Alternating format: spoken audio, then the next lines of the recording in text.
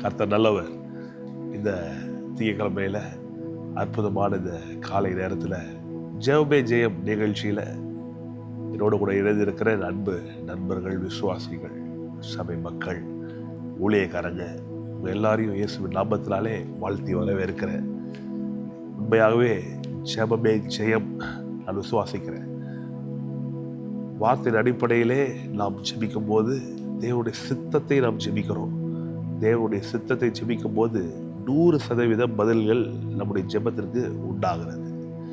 ஆகவே கர்த்தர் நமக்கு கற்பித்த இந்த அற்புதமான ஜெபத்தை செய்து இந்த ஜெபமே ஜெயம் நிகழ்ச்சியை ஆரம்பிப்போம். இல்லை சேர்ந்து சொல்லுவோம். பரமண்டலில் இருக்கிற எங்கள் பிதாவே, உடைய நாமம் பரிசுத்தப்படுவதாக, உடைய ராஜ்யம் வருவதாக, உம்முடைய சித்தம் பரமண்டலத்திலே செய்யப்படுகிறது போல பூமியிலும் செய்யப்படுவதாக. எங்களுக்கு வேண்டிய ஆகாரத்தை இன்று எங்களுக்கு தாரும். எங்கள் கடனாளிகளுக்கு நாங்கள் மன்னிக்கிறது போல எங்கள் கடன்களை எங்களுக்கு மன்னியும். எங்களை சோதனைக்கு உட்பட பண்ணாமல் தீமை நின்று எங்களை ரட்சித்துக் கொள்ளும். ராஜ்யமும் வல்லமையும் மகிமையும் பிதாவே இல்லென்றைக்கும் உம்முடையவைகளே. ஆமென்.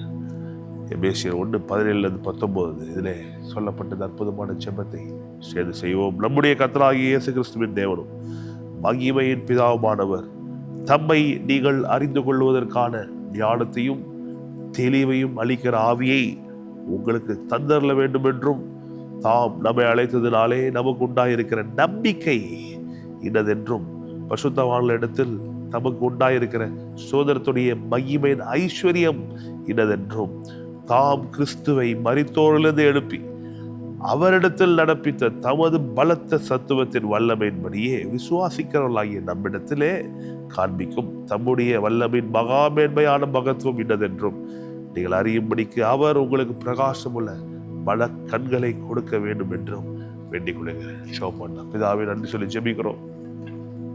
நீ நல்ல ஒரு நன்மை செய்கிறோமா இருக்கிறீரே, நன்றி சொல்லுகிறோம். இந்த நாளில் கர்த்தாவே இந்த அற்புதமான வேலையிலே நாங்கள் உண்மை நோக்கி பார்க்கிறோம். தேவ ஆவியானவர் எங்களுக்கு உதவி செய்வீராக. நீர் கொடுத்த இந்த அற்புதமான நாள், நீர் கொடுத்த இந்த பிப்ரவரி 17 நீர் கொடுத்த இந்த திங்கட்கிழமை, நீர் தந்தது கர்த்தாவே. ஒவ்வொரு நாள் நீர் எங்களுக்கு தருகிறது. இந்த நாளை நாங்கள் விசேஷித்துக் கொள்ளுகிறோம். உங்களுடைய நாமத்தின் மகிமைக்காக இதை விசேஷித்துக் கொள்ளுகிறோம். விசேஷமாய் இந்த ஜெபமே ஜெயம் நிகழ்ச்சியில கர்த்தாவே நாங்கள் எல்லாரும் ஒன்றிணைந்து உண்மை பார்க்க, வசனத்தை பார்க்க, அதன் மூலமாய் உண்மை அறிந்து கொள்ள, இன்னும் அதிகமாய் விசுவாசிக்க, விசுவாசத்தினாலே ஜெபிக்க, நம்பிக்கை கொண்டு ஜெபிக்க கர்த்தர் எங்களுக்கு உதவி செய்வீராக. எங்களுக்கு மென்மேலும் உடைய கிருபைகளை பெருக செய்வீராக. தொடர்ந்து நாமம் மகிமை பெறட்டும். உடைய நாமம் மட்டுமே ஓங்கட்டும். தொடர்ந்து பரிசுத்த ஆவியானவர் எங்களை சகல சத்தியத்துக்களை நடத்துங்க கர்த்தாவே. உங்களுடைய வார்த்தையை விட்டு அங்கேயும் திரும்பாம கர்த்தாவுடைய வார்த்தையின் வழியிலே எங்களை நடத்துவீராக. இயேசுவின் ரத்தத்தை மட்டாண்டு ஜெபிக்கிறோம். இயேசுவின் ரத்தம் ஜெயம். நாமம் மட்டுமே உயர்ந்திருக்கட்டும். உங்க சித்தம் மட்டுமே நடக்கட்டும். உமக்கே துதிய கன மகிமை என்னால் உண்டாகட்டும். இயேசுவின் நல்ல நாமத்தில் பிதாவே, ஆமென். பார்த்து கொண்டிருக்கிற ஒவ்வொருவருக்கும் அன்பின் வாழ்த்துக்களை தெரிவித்துக் கொள்கிறேன். நிறைய பேருக்கு இதை ஃபார்வர்ட் பண்ணுங்க. நிறைய பேர் இதை பார்த்து கர்த்தருடைய மகத்துவங்களை தெரிந்து கொள்ளட்டும். இன்னும் சப்ஸ்கிரைப் செய்யாதவர்கள் சப்ஸ்கிரைப் செய்து கொள்ளுங்கள். அப்போதான் நாங்கள் ரெகுலராக பண்ணுற வீடியோஸ்லாம் உங்களை வந்து சேரும். இந்த வார்த்தைகள் வர வர ஆவியாயும் ஜீவனாயும் இந்த வார்த்தைகள் நமக்குள்ள செல்ல செல்ல பெரிய மாற்றங்கள் நம்மை அறியாமலே உண்டாகும். மனம் புதுப்பிக்கப்படும் போது, மனம் மறுரூபமாகும் போது வார்த்தையினாலே வாழ்க்கை மறுரூபமாகுது. அதனால தான் we are taking so much effort to preach the word. இதை ரெக்கார்ட் பண்ணுவதற்கும், பேசுவதற்கும், லைவ் பண்ணுவதற்கும் இவ்வளோ பிரயாசம் எதுக்காக அப்படின்னா, வார்த்தையை தவிர நம் வாழ்க்கை மாறுவதற்கு வேறு வழி இல்லை. வேற வழிகள் இருந்துச்சுன்னா அதை பயன்படுத்தலாம். ஆனால் கர்த்தர் இதை தான் வைத்திருக்கிறார். யோசுவாவுக்கு கடவுள் சொல்றாரு, இந்த புஸ்தகம், இந்த நியாயப்பிரமாண புஸ்தகம், இந்த வேதம் உன் கண்களை விட்டு பிரியாது இருப்பதாக, இரவும் பகலும் தியானி. நம்பிக்கை இருக்கு. நம்பிக்கை இல்லாத நிலையில எந்த மனுஷனும் இருக்க முடியாது. ஏன்னா கர்த்தர் நமக்கு ஒரு புத்தகத்தை கொடுத்து அதிலே அவருடைய மனதை கொடுத்து அவருடைய சித்தத்தை எழுதி கொடுத்துருக்கிறாரு. ஆகவே சோர்ந்து போகாதீங்க. சோர்ந்து போக வேண்டிய அவசியமே கிடையாது. சூழ்நிலைகள் பார்த்தா நமக்கு சாதகமாக இல்லாத மாதிரி தான் இருக்கும். ஆனால் கர்த்தர் என்றைக்கு உங்களுக்கு சாதகமாக இருக்காரு, எனக்கு சாதகமாக இருக்காரு, நான் விசுவாசிக்கிறேன். ஆகவே அதனால தான் இந்த வருடம் ஆரம்பித்ததுலேருந்தே சங்கீதம் 112 அல்லேலூயா. கர்த்தருக்கு பயந்து அவருடைய கட்டளைகள் மிகவும் பிரியமா இருக்கிற மனுஷன் பாக்கியவான். பிரம்மாண்டமாய் ஆரம்பிக்குது. அவன் சந்ததி பூமியிலே பலத்திற்கும், செமையாருடைய வம்சம் ஆசீர்வதிக்கப்படுமா, ஆஸ்தியும் ஐஸ்வர்யமும் அவன் வீட்டில் இருக்கும் என்று எழுதப்பட்டிருக்கிறது. பாருங்க, கர்த்தருடைய ஆசையை பாருங்க. அவன்கிட்ட ஆஸ்தி இருக்கணும், தன்னுடைய பிள்ளைகள்கிட்ட ஆஸ்தி ஐஸ்வர்யமும் இருக்கணும், அவன் வீட்டில் இருக்கணும்னு விரும்புறாரு. எதற்கு? அவருடைய நீதி என்றென்றைக்கு இருக்கும். நீதியாய் அவன் அதை செலவு செய்வான், வாரி இறைப்பான், ஏழைகளுக்கு கொடுப்பான். அவருடைய நீதி என்றென்றைக்கும் நிற்கும் என்று எழுதியிருக்கிறது. ஆகவே பாருங்க, ஐஸ்வர்யம் கெட்டது கிடையாது. ஒவ்வொரு எபிசோட்லையும் சொல்ல வேண்டியதா இருக்கு. ஏனென்றால் பிசாசு தேவ பிள்ளைகளே வஞ்சித்து வைத்திருக்கிறான். இதெல்லாம் கெட்டது, இதெல்லாம் தப்பு. கர்த்தர் தருகிற ஐஸ்வர்யம். திருடி சம்பாதிக்கிறது கிடையாது, ஊரை கெடுத்து சம்பாதிக்கிறது கிடையாது, ஊரடிச்சு உலையில போடுறது இப்படி கிடையாது, ஏமாற்றி பண்ணுகிற விஷயங்கள் கிடையாது. கர்த்தருக்கு ஒருத்தர் உண்மையாக இருக்கும்போது கர்த்தரோட ஐஸ்வர்யம் சம்பாதிக்கிற பலனை கொடுக்குறாரு, சக்தியை கொடுக்குறாரு, சரீரத்தில் வலிமையை தராரு, மனதில் வலிமையை தராரு, யுக்திகளை தராரு, இப்படி ஜெயிக்க வைக்கிறாரு, பொருளாதாரத்தில் உயர்வுகளை தராரு. நேற்று பார்த்தோம் பாருங்க, இப்படிப்பட்ட ஐஸ்வர்யம் எப்படி இருக்குன்னா ஒருத்தருக்கு பெரிய அரணான பட்டணம் போல இருக்குன்னு வேதம் சொல்லுகிறது. கொஞ்சம் இதெல்லாம் யோசிச்சு பார்க்கணும். ஏழ்மை எனப்படுது எளியவனுடைய வறுமை அவனை கலங்கப்படும் படிச்சோம். 10-15 நீதிமொழிகள் 10-15 கலங்கப்படுது. நாளைக்கு ஒரு செலவு இருக்கு, நாளைக்கு ஒரு பில் பே பண்ணணும், ஒரு இஎம்ஐ கட்டணும், பணம் இல்லைன்ற நிலைமை என்ன பண்ணுதுன்னா கலங்கப்படுது. இது கர்த்தருடைய ஆசை கிடையாது. கர்த்தர் எப்படி விரும்புகிறாருன்னா போதுமானதுக்கு அதிகமான பணம் நம்ம கிட்ட இருக்கணும், அது ஒரு அரண் போல இருக்கணும் அப்படின்னு விரும்புறாரு. எவ்வளோ ஒரு ஆசை பாருங்க. இந்த நினைக்கும் போதே ஆச்சரியமா இருக்கு. நம்ம வீடுகள்லாம் காம்பவுண்ட் செவர் வச்சிருக்கிறோம், 5 அடி, மிஞ்சி போனா 6 அடி, அவ்வளோதான். அரண்ன்றது அப்படி கிடையாது.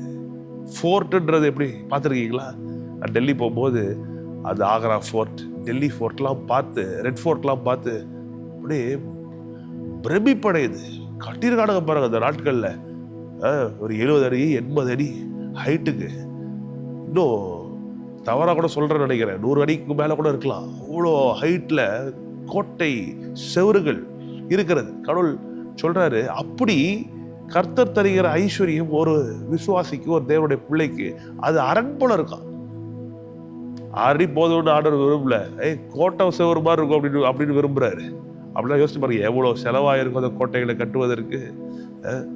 அந்த மாதிரி தேவையில்லைன்னு நினைக்கக்கூடாது. இதெல்லாம் கர்த்தரே என்ன பண்றாருன்னா அதிகமாய் கொடுத்து வச்சுக்கோ, கலங்கிறாத. இதெல்லாம் உனக்கு இருக்கணும், உனக்கும் இருக்கணும், ஓ மூலமா பலர் உதவி பெறணும். யோசிச்சு பாருங்க, திடீர்னு நம்ம கிட்ட ஒருத்தவங்க உதவின்னு கேட்கும்போது நமக்கே இல்லைன்னா நம்ம எங்கேருந்து போய் சேருது? ஆகவே கர்த்தர், God has a very broad picture. நம்ம உட்காந்துக்கிட்டு ரொம்ப குறுகிய ஒரு பிக்சரோட மைண்ட் செட்டோட இருக்கக்கூடாது. God has some great picture for us. அந்த பிக்சர் தான் சங்கீதம் 112.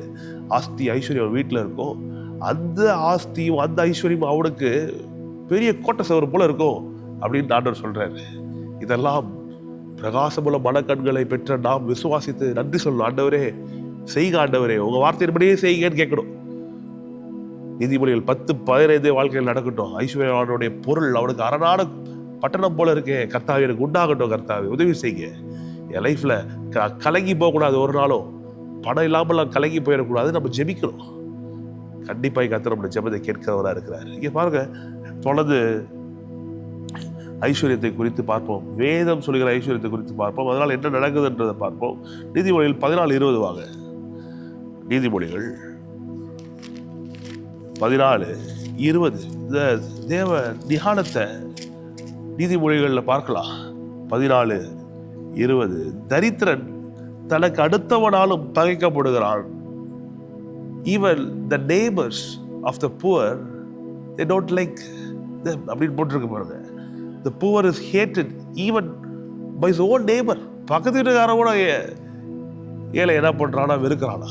ஆனால் but the rich has many friends.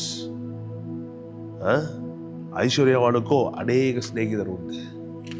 பாருங்க, இதெல்லாம் எதுக்கு? அநேக சிநேகிதர் நமக்கு எதுக்கு? எப்படி அவனுக்கு அநேக சிநேகிதர்கள் வர முடியும்? வேதம் சொல்லுகிறத அழிந்து போகிற உலக பொருட்களால் நண்பர்களை சம்பாதித்துக்கொள் அப்படின்னு வேதம் சொல்லுகிறது. கையில் இருக்கும்போது எடுத்து கொடுக்கணும். கொடுக்கும்போது பார்த்தீங்கன்னா எல்லாரும் உங்களுக்கு நண்பர்களாக இருப்பாங்க. ஆனால் தரித்திரவன் கிட்ட, ஏழை கிட்ட என்ன இருக்கு ஃபர்ஸ்ட் அவனுக்கே இல்லை, அவனே கலங்கி போய் இருக்கிற சூழலில் அவன் போய் உதவி செய்யறது. அதனால பக்கத்து வீட்டுக்காரன் கூட என்ன பண்றானா வெறுக்கிறான்னு போட்டிருக்கு. அப்போ கடவுள் நம்ம எப்படி இருக்கணும்னு விரும்புகிறாருன்னா, கர்த்தர் தருகிற ஐஸ்வர்யத்தை பெற்றவர்களாய் அதை வாரி இறைத்து ஏழைகளுக்கு கொடுத்து சுற்றி இருக்க எல்லாருக்கும் அதை பயன்படுத்தி அநேக நண்பர்களை சம்பாதிக்கணும். அநேக நண்பர்களை சம்பாதித்து அவர்களுக்கு ராஜ்யத்தின் சுவிசேஷத்தை பிரசங்கித்து அவர்களை கடவுள்களை கொண்டு வரணும். ரிச் மேன் ஹேஸ் மெனி ஃப்ரெண்ட்ஸ்னு போட்டிருக்கு. ரிச் ஒன்றே பார்த்தோன்னே இது எனக்கு இதுக்கு சம்மந்தம் இல்லைன்னு நினைக்கக்கூடாது. நான் சொல்கிறேன் பாருங்க, நீதிமொழிகள் படிக்கும்போது எங்கெங்கெல்லாம் நீதிமான் வருதோ அங்கே உங்கள் பேரை எழுதிங்க, எங்கெங்கெல்லாம் ஐஸ்வர்யவான்னு வருதோ அங்கே உங்கள் பேர் எழுதிங்க. நிறைய கண்டிப்பான வசனங்கள் இருக்கும்.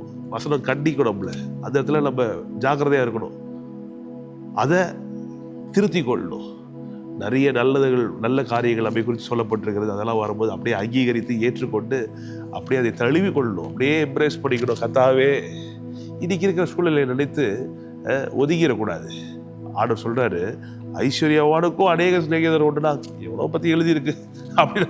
உங்களை பற்றி தாங்க எழுதியிருக்கு, என்னை பற்றி தான் எழுதியிருக்கு. ஐஸ்வர்யவானுக்கு அநேக சிநேகிதர் உண்டா சொல்லுங்க. எனக்கு அநேக சிநேகிதர்கள் இருப்பாங்க, அநேக ஃப்ரெண்ட்ஸ் இருப்பாங்க. அவங்களுக்காக நான் நிறைய செலவு பண்ணுவேன். ஒரு முறை இப்படிதான் ஸ்கூல் ஃப்ரெண்ட்ஸ்லாம் சேர்ந்து நாங்கள் ஹோட்டலுக்கு போனோம். முடிச்சுட்டு எல்லாரும் பில்லை எத்தனை வருஷம் கழிச்சு பார்க்குறோம். காலேஜை முடிச்சு வேலைக்கு போய் எல்லாம் கலையெல்லாம் ரொம்ப வருஷம் கழிச்சு பார்க்கும்போது எல்லாம் மொத்தம் எத்தனை பேர்? 10 பேர். பில்லை 10 போடலாம் அப்படின்னா எல்லாரும் சேர்ந்து. நான் சொன்னேன், என்னடா இது, இன்னும் உங்கள் புத்தியெல்லாம் இன்னும் மாறலையா அப்படின்னு அடிச்சுக்கிட்டு, கொண்டு வாது நான் பே பண்ணுறேன் அப்படின்னோட கர்த்தரை அறியாத என்னுடைய நண்பர்கள்லாம் பார்க்குறானுங்க. ஏய், நல்லா இருக்கா அப்படி இருக்குவேன். நான் சொன்னேன், ஆமாம் நல்லா இருக்கு, கர்த்தரை நல்லா வச்சுருக்காரு. அதில் ஒருத்தன் அதுக்கப்புறம் என்னோட ட்ராவல் பண்ணான். அதாவது நான் சொல்லிக்கிற காரியங்களை அப்படியே கேட்க ஆரம்பிச்சு அவனுக்கு அப்படியே சுவிசேஷம் சொல்றதுக்கு அது ஒரு உதவியாக இருந்துச்சு. நம்ம கிட்டே இல்லைன்னு வச்சுக்கோங்க, இருக்க பில்லை 10 போடு, அதில் என் பில்லை கட்டுறதுக்கு எனக்கு பணம் இல்லை அப்படின்னு இருந்துச்சுன்னு வச்சுக்கங்களேன், நிலைமை அது சரியா இருக்காது. அநேக நண்பர்கள் நமக்கு வேணும். அதை பயன்படுத்தி கர்த்தருடைய சுவிசேஷத்தை, இயேசு கிறிஸ்துவை குறித்தான நற்செய்தியை சொல்லணும். அதுக்காக தான் எவ்வளோ பெரிய ஆள் பத்தியா அப்படின்னு பந்தா காட்டுறது கிடையாது. அது கிடையாது. எப்போதுமே தாழ்மையாக இருக்கணும். அதனால தான் சொல்கிறேன், ஐஸ்வர்யம்னா உடனே தலகணும் அப்படின்னு போயிடக்கூடாது. ஐஸ்வர்யனாலே அப்படி தான் 10 விரலில் 20 மோதிரம் போட்டுக்கிட்டு அப்படிலாம் அவசியமே கிடையாது. தாழ்மையாக இருக்கலாம். என்றைக்குமே தாழ்மையாக தான் இருக்கணும். கர்த்தர் தருகிற ஐஸ்வர்யத்தை சரியான விதத்தில் பயன்படுத்தி அநேக நண்பர்களை சம்பாதித்து கொண்டு கர்த்தருக்கு பிரயோஜனமான காரியங்களை செய்ய வேண்டும். அப்போ நீங்க தான் முடிவு பண்ணணும். எல்லாராலும் வெறுக்கப்பட வேண்டுமா? Even by your own neighbours, பக்கத்து வீட்டுக்காரங்களாலே வெறுக்கப்படணுமா? இளைஞர பந்துகளால வெறுக்கப்படணுமா? இல்லை, கர்த்தர் அப்படி வைக்கல. தலை நிமிர்ந்து நாம் இருக்க வேண்டும் என்று விரும்புகிறார். அதனால தொடர்ந்து பார்க்கணும் பாருங்க. அதே 19:4 அதான் சொல்லுது, நீதிமொழிகள் 19:4, செல்வம் அநேக சிநேகிதரை சேர்க்கும். செல்வம் என்ன பண்ணுது? அநேக சிநேகிதரை சேர்க்குமா? பாருங்க, இது நல்லது.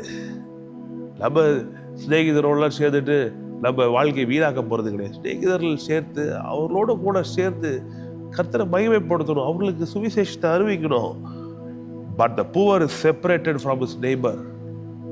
ஏழைகள் உடைய நிலைமை ரொம்ப பரிதாபமா இருக்குன்னு வேதம் சொல்லுகிறது. தரித்திரனோ தன் சிநேகிதனாலும் நெகிழப்படுவான். ஈவன் ஏழைகளுடைய நண்பர்கள் கூட அவனை விட்டுட்டு போயிடுவாங்கன்னு போட்டு.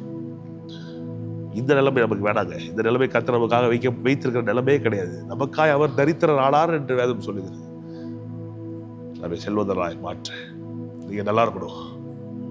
அதனாலதான் நான் நேரம் எடுத்து இதெல்லாம் உங்களுக்கு போய்த்து கொண்டு வருகிறோம். பிரசங்கி 7ஆம் அதிகாரத்துக்கு வாங்க. ஒரு அற்புதமான வசனத்தை பார்த்து நாம் ஜெபம் பண்ணி நிறைவு செய்வோம்.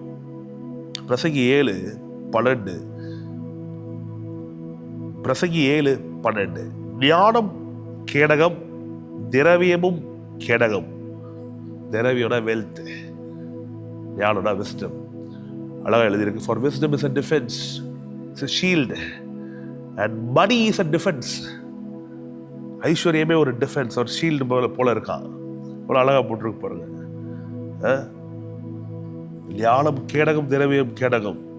ஞானம் தன்னை உடையவர்களுக்கு ஜீவனை தரும், இதுவே அறிவின் மேன்மை.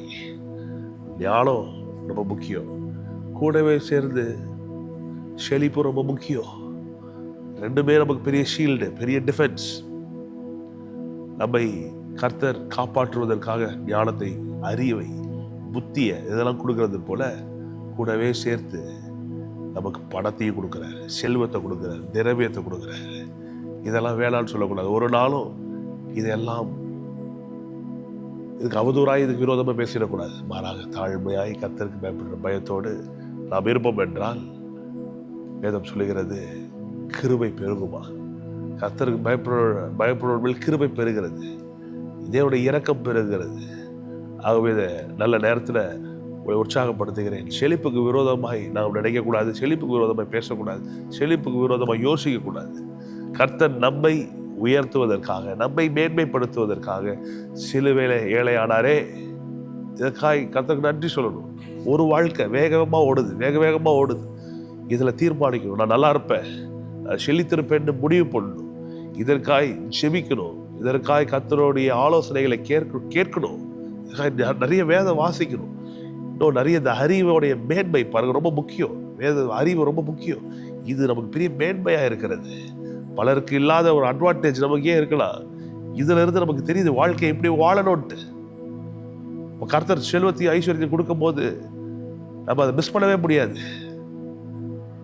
இதனால் உங்களுடைய செல்வம் அதிகரிக்கும், நீங்கள் உயர்ந்திருப்பீர்கள், செழித்திருப்பீர்கள். உங்களை மனதார ஆசீர்வதிக்கிறேன். உங்களை மனதார உங்களுடைய நல்வாழ்க்கைக்காக நாங்கள் ஜெபிக்கிறோம். நல்லா இருக்கணுங்க, நீங்க ரொம்ப நல்லா இருக்கணும், கண்டிப்பா நல்லா இருக்கணும். சொந்த வீடுகளை கட்டணும், நிலங்களை வாங்கணும், தங்க நகைகள் உங்ககிட்ட இருக்கணும். கர்த்தர் வருகிறார், உண்மைதான்.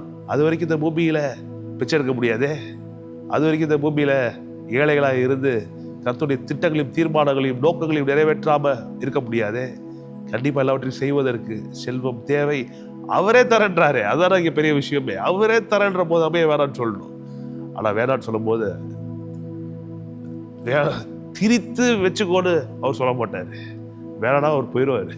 ஆனா தாழ்மையா கர்த்தாவே எனக்கு நிறைய தேவை, நிறைய காரியங்களை செய்ய வேண்டியது இருக்கு. உங்க நோக்கங்கள், உங்க திட்டங்கள், உங்க தீர்மானங்கள், உங்க ஆசைகள், உங்க சித்தத்தெல்லாம் செய்ய வேண்டியது இருக்கு. நீங்க ஜெபித்து பாருங்க. கர்த்தர் நீங்க நினைப்பதற்கும் ஜெபிப்பதற்கும் திட்டமிட்டு கனவு காண்பதற்கும் அதிகமாக செய்ய வரவராக இருக்கார். ஜெபம் பண்ணலாமா? பிதாவை நன்றி சொல்லி ஜெபிக்கிறோம். இந்த அற்புதமான திங்கட்கிழமையில கர்த்தாவே, இந்த பிப்ரவரி மாதம் 17ஆம் தேதி கர்த்தாவே நாங்கள் நோக்கி பார்க்கிறோம். தேவ ஆவியானவர் எங்கள் மேலே நீர் அசைவாடி மகா பெரிய வேத வெளிச்சத்தை நீர்கள் தந்த தயவுக்காய் ஸ்தோத்திரம். எங்களுக்கு பிரகாசமுள்ள மனக்கண்களை கொடுத்து எங்களுடைய இருதயத்தை பிரகாசிக்கும்படி வைத்து உம்முடைய வேத சத்தியங்களை காண, அதை படிக்க, கேட்க நீர் கொடுத்த பாக்கியத்துக்காக உங்களுக்கு ஸ்தோத்திரம் கர்த்தாவே. இதை பார்க்கிற ஒவ்வொருவரும் பிழைத்துக் கொள்வார்களாக, செழிப்பார்களாக. விசேஷமாக வியாதியோடு போராடி கொண்டிருக்கிற மக்கள் சுகமாவார்களாக கர்த்தாவே. திருமணங்கள் இருக்கிற பிரச்சனைகள் மாறட்டும், தோல்விகள் மாறட்டும், கணவன் மனைவியிடையே இருக்கிற வருத்தங்கள் அகன்று போகட்டும் கர்த்தாவே. கர்த்தாவே, பிசாசுடைய ஆசைகள், அவருடைய திட்டங்கள், அவருடைய நோக்கங்கள் நடைபெறக்கூடாது கர்த்தாவே. எங்கள் பிள்ளைகள் வாழ்ந்திருக்கணும், எங்கள் குடும்பங்கள் செழித்திருக்கணும், மக்கள் நல்லா இருக்கணும் கர்த்தாவே. இதற்காக சிலுவையில் இவ்வளவு பெரிய விலையை கிரயத்தை நீ செலுத்திருக்கிறீரே. ஆகவே நாங்கள் ஒருமுடப்பட்டு ஜெபிக்கிறோம், மக்கள் வாழ்ந்துக்கணும். நீர்கள் தேசத்தை செழிப்பாய் வைத்திருக்கிறீரே, உங்க ஸ்தோத்திரம். இன்னும் நல்லா இருக்கட்டும். நாடாளுகிற தலைவர்கள் சரியாய் ஆளட்டும் கர்த்தாவே. நல்ல தலைவர்கள் உண்டாகட்டும் கர்த்தாவே. தலைவர்களால் ஞானம், அறிவு, புத்தியை கொடுக்க கர்த்தாவே. இன்னும் உங்களுடைய மக்கள் ஆளுகிற இடத்துல இருப்பார்களாக, நீதிமன்றங்கள் பட்டணத்தை ஆளுவார்களாக. எங்கள் சுற்றிலும், எங்கள் வீட்டை சுற்றிலும் உங்களுடைய சமாதானம் இருக்கட்டும். அப்புறம் ஆசீர்வதித்த தேவன் எங்களை ஆசீர்வதிக்க நீர் வல்லவராக இருக்கிறீரே. யாபேஸ் ஜெபித்தது போல் நாங்களும் ஜெபிக்கிறோம் கர்த்தாவே. நீர் எங்களை ஆசீர்வதித்து எங்கள் எல்லைகளை பெரிதாக்குவீராக. இயேசுவின் நாமத்தினாலே எங்களோட ஊழியர்கள் பெரிதாகட்டும். இதை பார்க்கிற வியூவர்ஷிப் அதிகரிக்கட்டும் கர்த்தாவே. நிறைய பேர் இதை பார்ப்பார்களாக, நிறைய பேர் கர்த்தருடைய வசனத்தால் தொடப்படுவார்களாக, கர்த்தருடைய அன்பினால் ஈர்க்கப்படுவார்களாக, ரட்சிக்கப்படுவார்களாக. பார்த்து கொண்டு ஒவ்வொரு சுகம் உண்டாகட்டும். விசேஷமாக கடன் பிடியில் இருக்கிற மக்கள் இயேசுவின் நாமத்தினாலே கேட்கிறேன். ஷக்கா தரா லரா தேரே கலா ரோ துரமா ஷண்டரமா. பிதாவே, இயேசுவின் நாமத்தினாலே கேட்கிறோம். இயேசுவின் நாமத்தினாலே கேட்கிறோம். கர்த்தாவே, பார்த்து கொண்டிருக்கிறவர்கள், கடன் பிரச்சனையில் இருக்கிறவர்களுக்கு விடுதலை தருவீராக. கர்த்தாவே, தவறாய் நாங்கள் எடுத்த தீர்மானங்களால கடன்ல இருக்கலாம் கர்த்தாவே, ஆனாலும் உங்களுடைய தயவினாலே வெளியே கொண்டு வருவீராக. உடைய இரக்கமும் உடைய காரணியும் என் வாழ்க்கையில பெரிய அற்புத நன்மைகளை செய்யட்டும். கர்த்தர் தொடர்ந்து நடத்துங்க. வீட்டில் இருக்கிற பிள்ளைகள் பெரியவர்கள் எல்லாம் ஆசீர்வாதமா இருக்கட்டும். உண்மை நம்பி இந்த வார்த்தையை தொடங்குறோம். கர்த்தாவே, எந்த வேதனையும் இல்லாமல் சுகபல பத்திரமாக இருக்கும்படி உதவி செய்வீராக. நாங்கள் அறிக்கை செய்கிறோம், நீதியால் சிறப்பட்டிருப்போம், கொடுமைக்கு தூரமாகவும் பயமில்லாத இருப்போம், தீகளுக்கு தூரமாகவும் அது எங்களை அணுகுவதில்லை. இயேசுவின் நல்ல நாமத்தினாலே இந்த வாரத்தை ஆசீர்வதிக்கிறோம். எங்கள் ஆயுள் நாட்கள் முழுவதும் இருக்கிற ஒவ்வொரு நாளும் உடைய கிருபையும் உடைய இரக்கங்களை தொடரட்டும். இயேசுவின் நல்ல நாமத்தில் ஜெபிக்கிறோம், ஜெயம் எடுக்கிறோம் நல்ல பிதாவே, ஆமென். Love you so much people. சேர்ந்து சொல்லுவோம், என் ஆத்துமாவே கர்த்தரை ஸ்தோத்திரி, என் முழு உள்ளமே கர்த்தரை பரிசுத்த நாமத்தை ஸ்தோத்திரி, என் ஆத்துமாவே கர்த்தரை ஸ்தோத்திரி, கர்த்தர் செய்த சகல உபகாரங்களையும் என்றும் மறவாதே. God bless you people. நிறைய பேருக்கு இதை ஃபார்வர்ட் பண்ணுங்க, நிறைய பேருக்கு ஷேர் பண்ணுங்க. இன்னும் சப்ஸ்கிரைப் செய்யாதவர்கள் சப்ஸ்கிரைப் செய்து கொள்ளுங்க. நிறைய பேர் இதை பார்த்து கர்த்தர் பக்கம் வரட்டும், உண்மையான தெய்வத்தை கண்டு கொள்ளட்டும். உண்மையான தெய்வத்தை கண்டுகொண்ட நீங்கள் உண்மையான சத்தியத்தை அறிந்து விடுதலை பெறுவீர்களாக. கர்த்தர் உங்களை வாழ வைக்கிறவராக இருக்கிறார். Thank you so much people. நாளை மீண்டும் உங்களை சந்திக்கிறோம். கர்த்தர் தொடர்ந்து உதவி செய்வாராக. God bless you.